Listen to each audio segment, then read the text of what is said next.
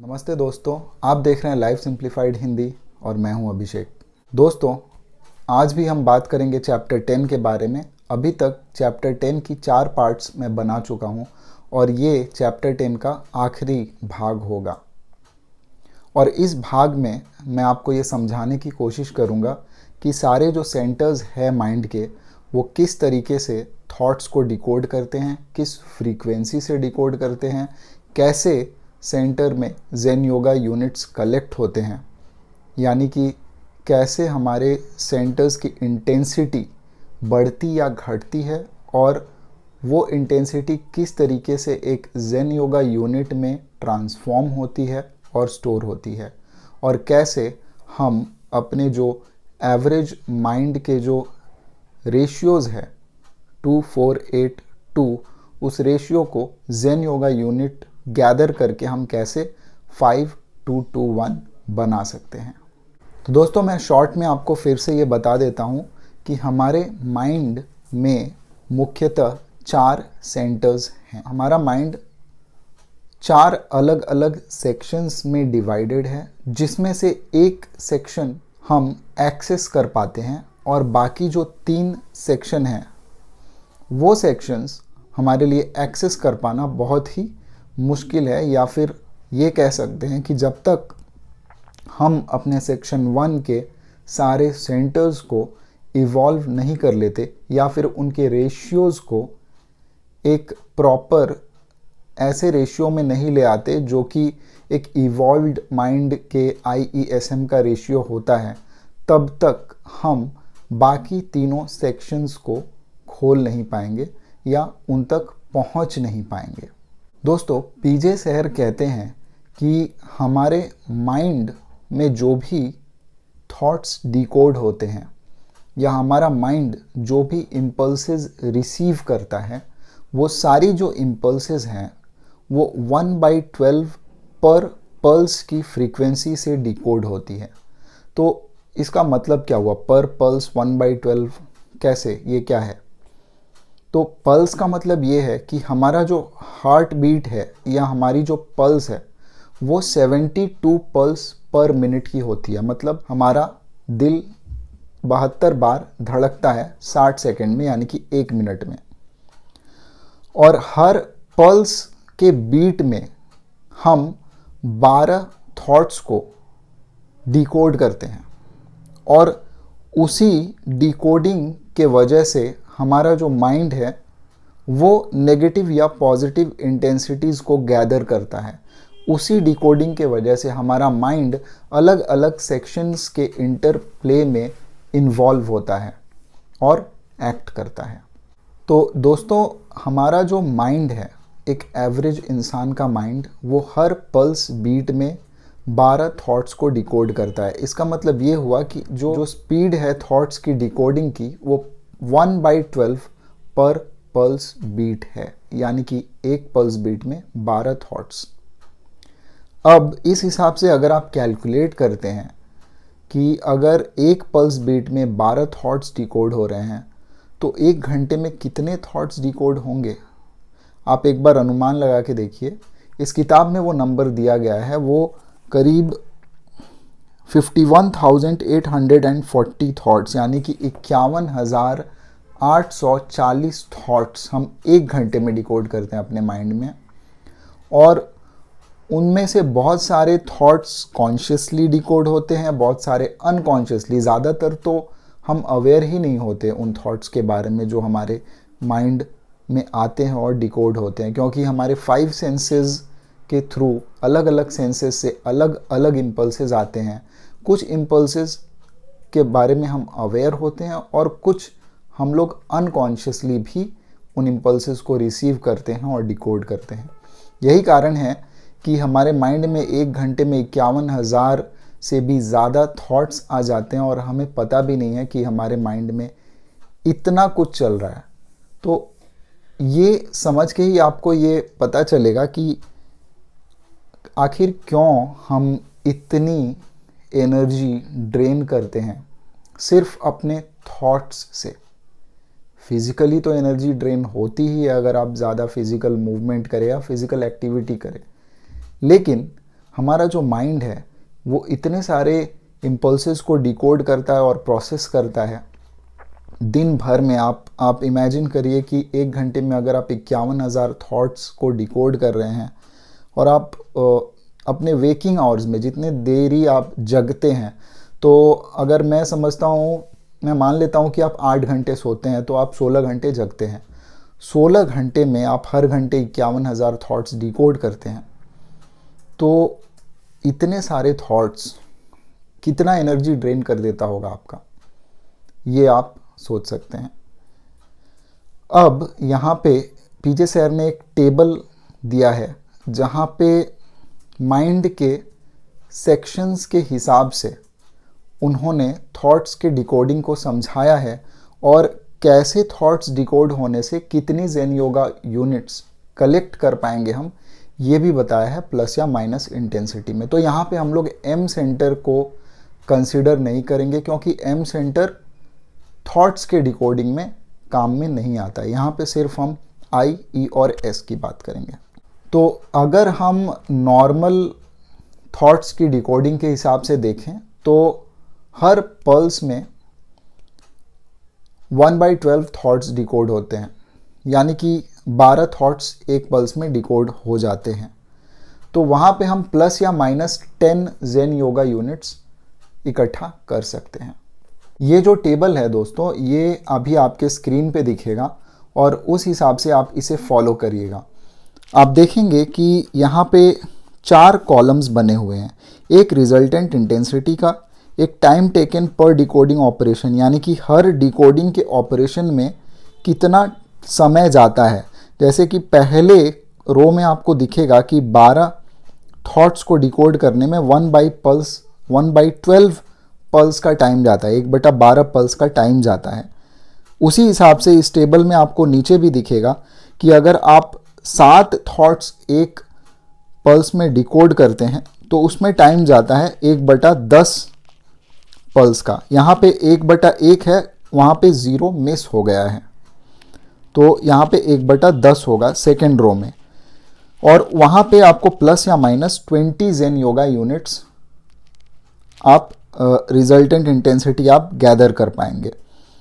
उसी तरीके से अगर आप नीचे जाएंगे तो देखेंगे कि 6 थॉट्स को डिकोड होने में अगर आप एक पल्स बीट में 6 थॉट्स डिकोड करते हैं तो उसमें जो टाइम जाता है वो है 1/8 पल्स बीट का, और वहाँ पे प्लस या माइनस 30 ज़ेन योगा यूनिट्स आप गैदर कर पाते हैं। उसी प्रकार से लास्ट रो में अगर देखें आप, एक पल्स बीट में अगर एक थॉट आता है आपको, तो उस एक थॉट को डिकोड करने में एक पल्स बीट का समय लगता है। मतलब एक पल्स बीट में आप एक थॉट डिकोड कर पा रहे हैं उतने ही समय में, तो वो आपको सबसे ज़्यादा रिजल्टेंट इंटेंसिटी देगा, यानी कि प्लस या माइनस 300। तो ये कैसे पॉसिबल है दोस्तों? तो यहाँ पे सेक्शन 1 में 1 से 8 नंबर तक के टेबल को आपने देखा। अभी 1 से 8 तक के टेबल को हम अभी मैनेज कर सकते हैं। इस इंटेंसिटी को, इस रिजल्टेंट इंटेंसिटी को हम गैदर कर सकते हैं, जो प्लस या माइनस 300 है, ये मैक्सिमम हम गैदर कर सकते हैं। इसके बाद का जो टेबल है वो है सेक्शन 2 के लिए, लेकिन सेक्शन 2 अभी हम एक्सेस नहीं कर पाते, तो हमारे पास काम करने के लिए है सेक्शन 1। तो कोशिश करेंगे कि अपने थॉट्स की फ्रीक्वेंसी को और रिड्यूस करें, और जितना ही हम थॉट्स की फ्रीक्वेंसी को रिड्यूस करेंगे उतना ही हमारी जो रिजल्टेंट इंटेंसिटी है वो बढ़ेगी, और उतना ही हमारा जो आई सेंटर है वो अच्छे से काम करेगा। इस चीज़ को करने में जो सबसे ज़्यादा हेल्प हमें मिलेगी वो हमें मिलेगी 3 स्टेप ब्रीदिंग से।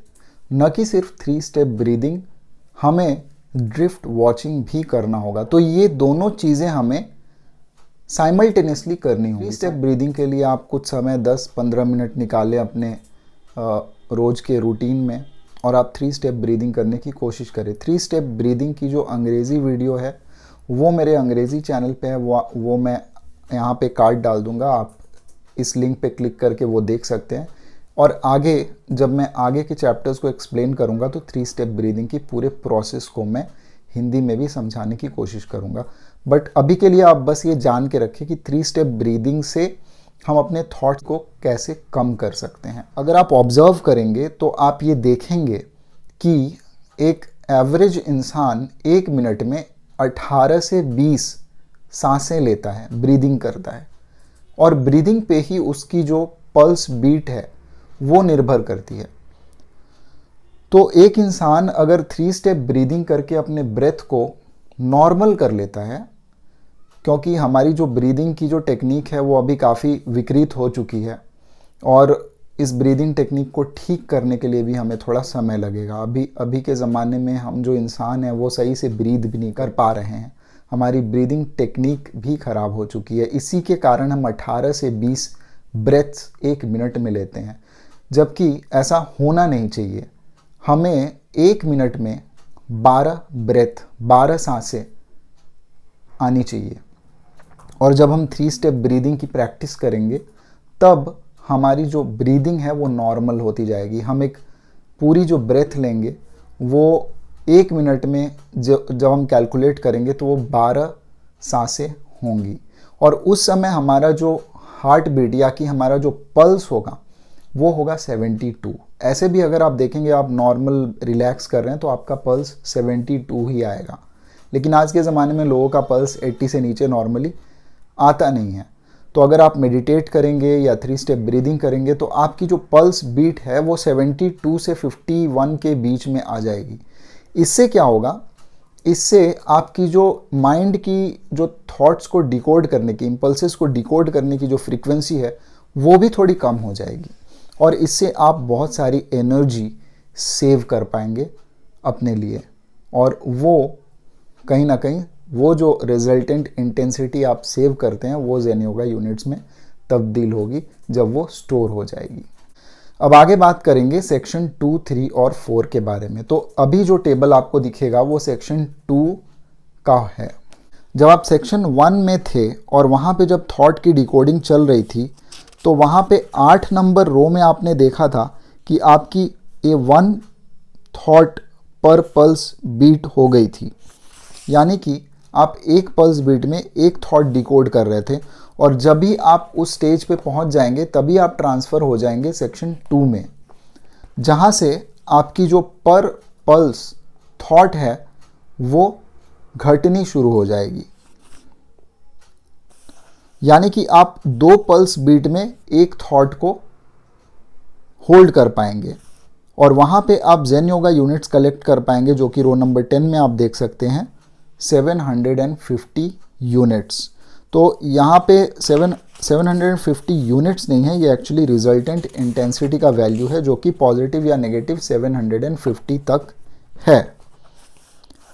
फिर रो नंबर 13 में उसी प्रकार से आप देखेंगे कि आप डिकोड कर पा रहे हैं एक थॉट को 3.5 पल्स बीट में। इसका मतलब ये है कि आप एक थॉट को 3.5 पल्स बीट तक होल्ड कर पा रहे हैं। तो ये कैपेबिलिटी नॉर्मल लोगों में नहीं होती, ये कैपेबिलिटी उन लोगों में ही होती है जो क्रिटिकल सर्टेन स्टेज तक पहुंच जाते हैं। उसी प्रकार से जब आप देखेंगे अभी आपके स्क्रीन पे जो टेबल आ रहा है वो सेक्शन 3 का होगा, और वहाँ पे आप देखेंगे कि यहाँ पे रोज़ 14, 15, 16 और 17 में अलग अलग पल्स बीट आपको दिए गए हैं, जहाँ पे आप एक थॉट को होल्ड कर पा रहे हैं, और आप देख पा रहे हैं कि यहाँ पे ±18,000 रिजल्टेंट इंटेंसिटी आप गैदर कर सकते हैं, जहाँ पे आप 6 पल्स बीट तक एक थॉट को होल्ड कर सकते हैं। यहाँ पे लिखा गया है कि हायर मोर रिफाइंड थिंकिंग और intense negative thinking 1 rhythmic breathing. तो यहाँ पे प्लस या माइनस पॉजिटिव या नेगेटिव थिंकिंग की इंटेंसिटी आपकी 18,000 तक जा सकती है। दोस्तों, जब सेक्शन 2 और सेक्शन 3 तक की बात आती है, जहाँ पे हम क्रिटिकल सर्टेन स्टेज तक तो पहुँच गए हैं, अब वहाँ से जब हमारी जो थॉट्स की डिकोड करने की जो क्षमता है, अगर हम 6 पल्स बीट से भी ज़्यादा एक थॉट को होल्ड कर पा रहे हैं और हमारे दिमाग में और भी कोई थॉट नहीं है, तब हम सेक्शन 4 को भी डिकोड कर पाते हैं, और वहाँ पे कोई नेगेटिव इंटेंसिटी नहीं होती है। वहाँ पे रिजल्टेंट इंटेंसिटी कभी भी नेगेटिव नहीं होती है सेक्शन 4 में, क्योंकि वो एक ट्रांसेंडेंटल स्टेट होता है माइंड का, जिसको हम एक्सेस कर पाते हैं, एक इलेक्ट्रॉनिक स्टेट, जहाँ पे हम एक थॉट को कई कई मिनटों तक होल्ड करके रख सकते हैं, और वो भी जितना देर हम चाहें। ये कंट्रोल हमें मिल जाता है। पीजे सर कहते हैं कि यहाँ पे जो टेबल्स आपने देखा, यहाँ पे रो नंबर 1 से लेके रो नंबर 8 तक, ऐसा एक एवरेज इंसान पहुँच सकता है रो नंबर 1 से 8 तक, और उसकी जो थॉट्स की इंटेंसिटी होती है वो ±300 तक ऊपर नीचे जा सकती है। और ये कॉन्शियसली या अनकॉन्शियसली भी हो सकता है। आप अनकॉन्शियसली भी ±300 इंटेंसिटी तक जा सकते हैं। 1 थॉट पल्स पर बीट तक आप जा सकते हैं अनकॉन्शियसली भी। मान लीजिए आप मेडिटेशन में बैठे और किसी दिन आपको फील हुआ कि आपने बहुत अच्छा मेडिटेट किया है, तो हो सकता है कि उस समय आपकी जो थॉट्स की फ्रीक्वेंसी है वो रिड्यूस हो गई और वो 1 थॉट पर पल्स बीट हो गई। तो ये ऐसा सेक्शन 1 में पॉसिबल है। और सेक्शन 2 में जब आप जाते हैं तब आप कॉन्शियसली नेगेटिव और पॉजिटिव थॉट्स को होल्ड करने की कैपेबिलिटी रखते हैं। और उसी प्रकार से जब आप सेक्शन 3 में जाते हैं तो वहाँ पे भी आप कॉन्शियसली नेगेटिव और पॉजिटिव थॉट्स को होल्ड करने की, नेगेटिव इंटेंसिटी या पॉजिटिव इंटेंसिटी गैदर करने की आपके अंदर कैपेबिलिटी आ जाती है, और आप ये खुद कर सकते हैं। 18,000 पॉजिटिव या माइनस पॉजिटिव या नेगेटिव रिजल्टेंट इंटेंसिटी आप गैदर कर सकते हैं। पीजे सर कहते हैं कि सेंटर नंबर 8 के बाद से एक हायर माइंड आपके अंदर काम करता है, और जो मेंटल बैंक अकाउंट होता है वो एंट्रीज करता जाता है। और जब उस मेंटल बैंक अकाउंट के जो फंड्स होते हैं वो एक लेवल तक पहुंच जाते हैं, माइनस या प्लस, ये दोनों में पॉसिबल है, माइनस इंटेंसिटी या plus intensity, the account is classed as superior, और तब उस अकाउंट को सुपीरियर कहा जाता है। ये तब होता है जब आप सेक्शन 2 में पहुंच चुके होते हैं। तो जब आप 1,50,00,000 यूनिट्स गैदर कर लेते हैं तो ये ट्रांसफ़र हो जाता है, ये एनर्जी एक सुपीरियर अकाउंट में, और जो कि अमाउंट करता है 1 सुपर यूनिट। तो 1,50,00,000 यूनिट्स की इंटेंसिटी गैदर करने के बाद 1 सुपर यूनिट बनती है। ये ज़ेन योगा के लैंग्वेज में है। पीजे सर इसे ऐसे एक्सप्लेन करते हैं। और जब आप 10,000 सुपर यूनिट्स कलेक्ट करते हैं तो एक ज़ेन योगा यूनिट आपको मिलती है। दोस्तों, सेक्शन 2 के ये जो थॉट का जो इंटेंसिटी गैदर करने का जो प्रोसेस है, जब आप रो नंबर 8 के ऊपर चले जाते हैं सेक्शन 2 में, तो ये जितना भी प्रोसेस है ये हो रहा है नो मैंस लैंड में, जब आप क्रिटिकल सर्टेन स्टेज तक पहुँचे नहीं हैं, और तब ये हो रहा है। और जब आप 2 ज़ेन योगा यूनिट्स कलेक्ट कर लेते हैं सेक्शन 2 में, इसका मतलब यह है कि आप सेक्शन 2A से सेक्शन 2B तक पहुंच चुके हैं और आप क्रिटिकल सर्टेन स्टेज पे हैं उस। और जब आप सेक्शन 2B में पहुंच जाते हैं, जब आप क्रिटिकल सर्टेन स्टेज तक पहुंच जाते हैं, तो वहां पे जाके भी आपको 2 ज़ेन योगा यूनिट्स और गैदर करनी है, और तब आप पहुंच पाएंगे सेक्शन 3 में, यानी कि तब आपको सेक्शन 3 की एक्सेस मिलेगी। तो ये कब होगी? जब आप पूरे 4 ज़ेन योगा यूनिट्स कलेक्ट कर पाएंगे। इन चीज़ों को पीजे सर ने मैथमेटिकली कैलकुलेट करके समझाने की कोशिश की है, इसे क्वांटिफाई करके पीजे सर ने समझाने की कोशिश की है। और ये क्वांटिफिकेशन ज़रूरी इसलिए है सो दैट ये हमें समझ में आए कि हम कैसे उस पाथ पे ट्रैवल करेंगे, हम कैसे अपने प्रोग्रेस को कैलकुलेट करेंगे। अगर हम रोज़ अपने थॉट्स को, अपने ब्रेथ को ऑब्ज़र्व करें, अगर हम प्रॉपर एक डायरी मेंटेन करें और हम अपने प्रोग्रेस को ट्रैक करें एक बहुत ही ईमानदारी से, तो हम ज़रूर उस पाथ पे जा सकते हैं और उस पाथ को हम ट्रैवल कर सकते हैं। और हम ये भी कैलकुलेट कर पाएंगे कि हम अनुमान लगा पाएंगे, एक्यूरेट तो मैं नहीं बोल सकता, लेकिन हम ये अनुमान लगा पाएंगे कि हमारी प्रोग्रेस कहाँ तक हुई है। और जब आप क्रिटिकल सर्टेन स्टेज पे पहुँचेंगे तो आपको खुद ब खुद समझ में आ ही जाएगा, क्योंकि वो स्टेज ही ऐसी है और दोस्तों जब आप नो मैन्स लैंड क्रॉस कर लेते हैं और आप 4 ज़ेन योगा यूनिट्स कलेक्ट कर पाते हैं, तब आपके अंदर ये कैपेबिलिटी आ जाती है कि आप धारणा, ध्यान और समाधि के स्टेट में एट विल अपनी इच्छा से जा पाएंगे। आपको ध्यान करने में फिर तकलीफ़ नहीं होगी। आप अपने इच्छा से जितनी देर चाहें ध्यान कर सकते हैं, कंसंट्रेट कर सकते हैं और समाधि के स्टेट में भी जा सकते हैं। ऐसी ही कैपेबिलिटी थी हमारे ऋषि मुनियों में, विवेकानंद में, रामकृष्ण में, गुरु नानक में और ऐसे महान लोगों में जो उस स्टेज तक जा सकते थे। दोस्तों यहाँ पे पीजे सर ने बहुत ही एक अच्छी बात कही है जो मैं पढ़ के आपको समझाना चाहूँगा।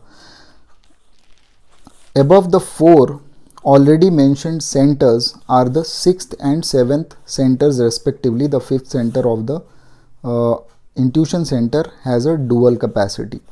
तो जो 5th सेंटर की बात कर रहे हैं पीजे सर वो सेक्शन 2 है, 2A और 2B, जिसे पीजे सर कहते हैं कि वो डुअल कैपेसिटी का है। और यहाँ पे पीजे सर बात करते हैं 6th और 7th सेंटर की भी, जो कि पैरामेंटल और ट्रांसेंडेंटल सेंटर है। पीजे सर कहते हैं कि जब हम कोशिश करते हैं मेडिटेशन में बैठने की और अपने थॉट्स को कंट्रोल करने की या अपने थॉट्स को कम करने की, तो हमारे एवरेज माइंड से ये प्रोसेस पॉसिबल ही नहीं है। क्योंकि जितना ही हम कोशिश करेंगे कि हमारे थॉट्स स्टिल हो जाएं, उतना ही हमारा माइंड इमेजेस बनाएगा, क्योंकि उसका काम है इमेजेस बनाना और थॉट्स को प्रोड्यूस करना।